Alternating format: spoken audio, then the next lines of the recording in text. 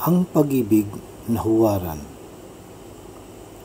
Ang tunay na pag-ibig nasusukat ng Diyos, kung gaano kabusilak at kung ito ba'y taos.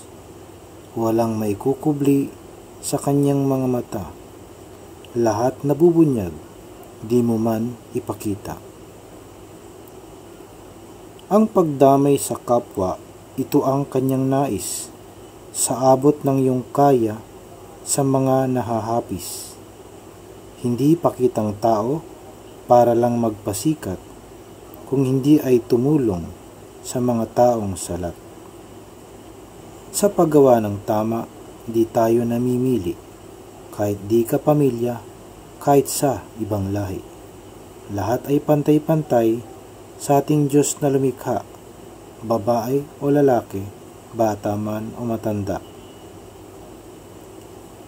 Ang tunay na huwaran ng totoong pag-ibig, binigay kanyang buhay sa atin sa daigdig.